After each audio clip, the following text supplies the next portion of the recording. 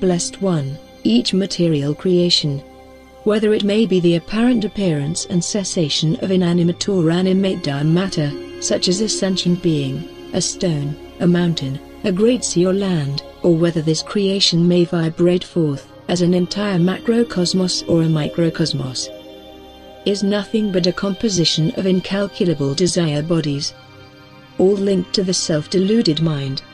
All are in accordance with the composed body consciousness of the deluded mind and any given mind and spirit that illuminates and revalidates the presence of this self-ignorance by mutual dependent origination. It is therefore as thus, not the great right view arisen from recalling your true nature as it is. It is the permanently unborn, undivided and inconceivable noble wisdom of sheer creative awareness power, which is always able to produce any given position in the mind and spirit of the self-ignorant, desireful and mutually dependent. Blessed One, because the mind and spirit of the deluded dwell in this empty no-self of Mara, a desire body arises. This heavily idolized body consciousness perpetuates the regenesis of further future desire bodies by dwelling in the erratic and dim light of Mara. Such an inverted and deluded mind indeed fails to reveal to its spirit the clear realization that this body consciousness serves as merely a defiled Dharma mirror, a blank screen filled with the apparent arisal and cessation of shadow and light. Such a mind that fails to reveal to its spirit that the original mirror of its true self is not defiled, induces its spirit to see what it believes to be random activity in its, or beyond, its control. It senses an actuality that merely exists as a belief in accordance with its preconditioned set of accepted, fulfilled or unfulfilled desires. It fails to realize by proper enlightenment into the unborn light awareness of its true nature, that all such dharmata have no true basis, no ground in your absolute body of truth, nor are they collectively or even separately a depiction, reflection, or tangible reality of your imageless unborn body of undivided and sheer creative awareness power. Because of this fragmented mirror they cultivate and idolize again and again through endless kalpas. This evil instrument of the evil one, known to this assembly as the body consciousness.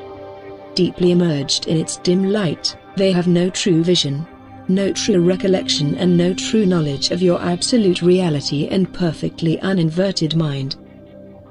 Wandering around like a lost and poor beggar seeking shelter from the perils of past deeds, they cannot possess your unborn mind of undivided and sheer creative awareness power, because they dwell by heavy dependent origination in the self-empty realities of Mara. As evidently as the great Devaraja proclaimed, believing the true to be false and the false to be true. Thus the Blessed One addressed the great Avalokitesvara. Do you, great Avalokitesvara, by due reason or any hidden cause expound two parallel states of actuality here? Or do you already expound the truth to this noble assembly by the very reality of your wordless transmission? Blessed One, your inquiry is fairly stated and with good cause.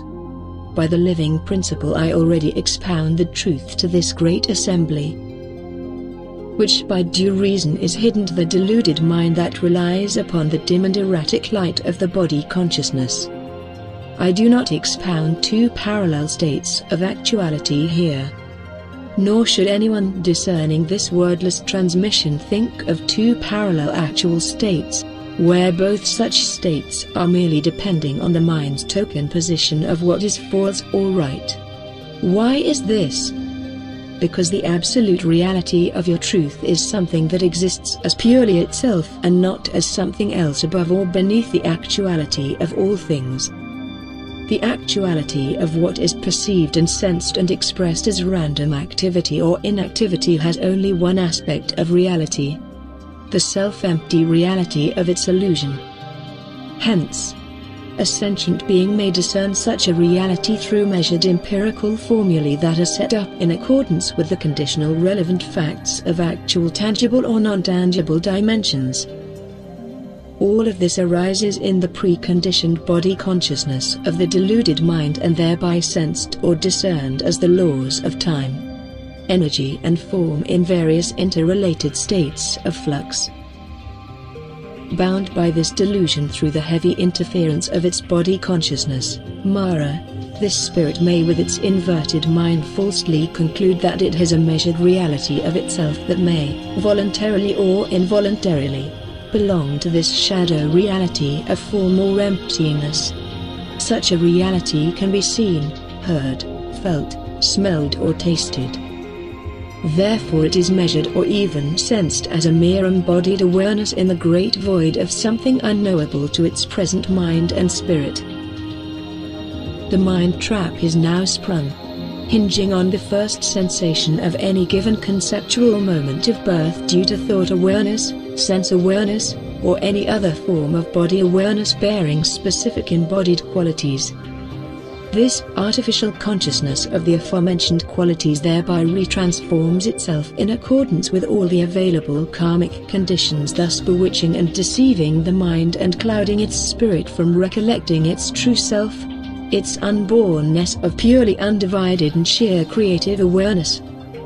Being stupefied, the unaware spirit with its inverted mind is now isolated in a skandha cocoon, preventing the true light of your absolute reality to break through with its perfect state of imageless actuosity that, used in full accordance with its true self-nature, can instantly release the formerly possessed mind of this distressed spirit from all future self-ignorance and suffering. From the first row, the great sage Buddhaghosa arose and bowed 3 times towards the venerable Avalokitesvara.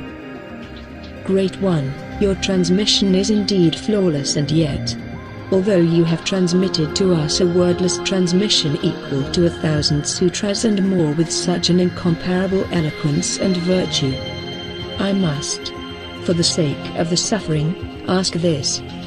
Indeed, it is obvious to any Bodhisattva of the 7th level and above that any dissonant spirit that dwells in this distressing cocoon of the skandhas, perceiving this evil body of Mara as conditionally real or unreal depending on its vantage point, is lost to the transient phenomena of its desires and self-ignorance.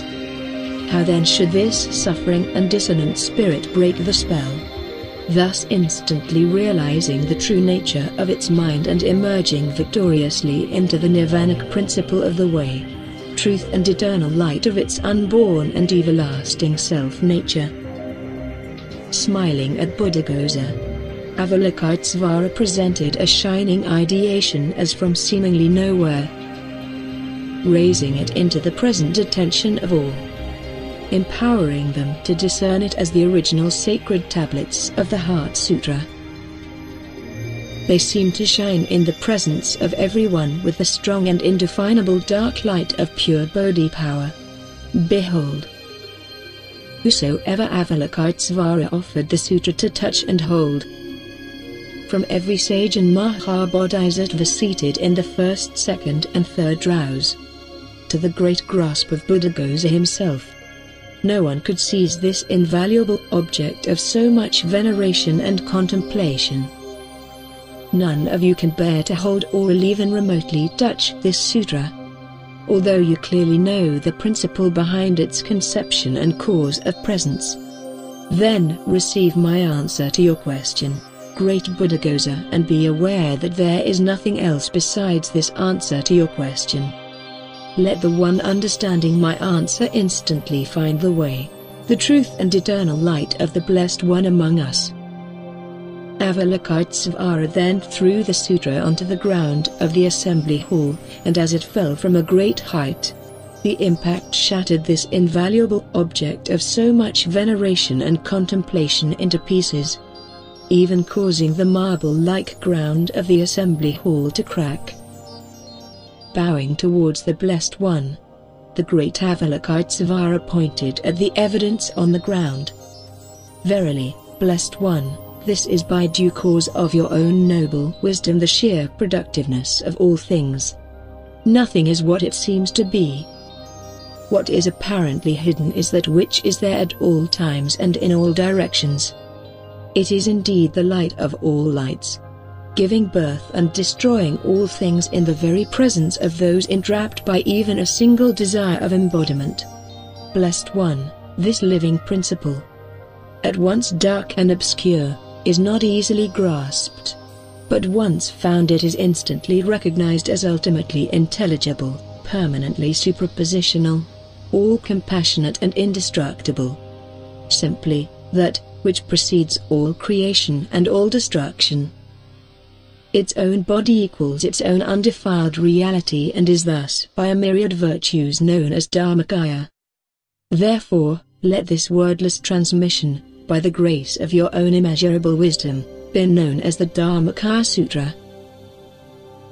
Although the sutra itself is by nature self-empty, once approached with proper spirit and mind, it is able amidst all animate or inanimate things alike to confirm the difference between right knowledge and false knowledge, thereby empowering anyone to discern the true direction and reality of what precedes it, thus relieving the beholder of this sutra, if even but a moment, from the heavy and distressing delusions of Maya the Evil One, which is nothing more than their own differentiating body consciousness.